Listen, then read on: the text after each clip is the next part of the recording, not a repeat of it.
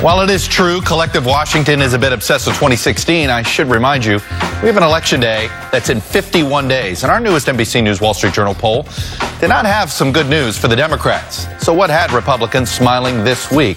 Let me show you. It starts at the president's dismal job approval rating. We focus on this number because the job rating is one of the better indicators of which party will do well in the midterms. And President Obama's approval still sits at a mere 40% this month. And look at this. It was actually higher in September of 2010. Pretty bad year for Democrats, 45%. That's when his party lost 63 seats in the House and 6 seats in the Senate. And check this out.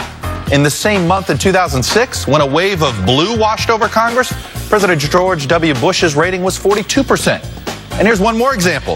The 1994 Republican tsunami. Bill Clinton's approval rating had steadily dropped over the course of the year to 44%, and then his party lost 53 seats. So again, this year, that approval rating of President Obama worse than the last 3 big midterm elections.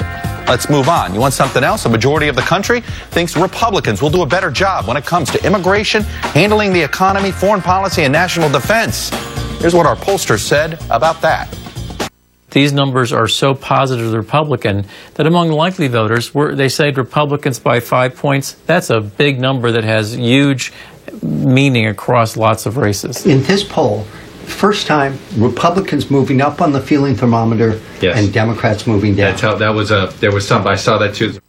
Peter's use of the phrase feeling thermometer is simply about the Republican positive rating going up while the Democratic Party's positive rating is going down. But is this a full-on Republican wave? Maybe not. Here are 3 potential yellow flags for the GOP. Number 1, there is a female firewall for the Democrats. Women favor the Democratic Party by 4 more points than they did in 2010, primarily because they believe the Democrats handle women's issues and healthcare issues better than the GOP. Number 2, voters just aren't feeling this election. Only 44% of respondents right now say they're very interested in the midterms. That number was at 50% at this same point in time in 2010. And finally, there's this.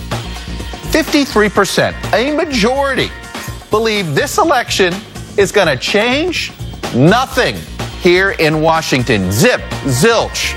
Not a surprise. The voters probably are onto something. The bottom line, though, from this poll, Democrats are at a knife's edge here. They only have a few weeks to right their ship against what is building to become, potentially, another Republican wave.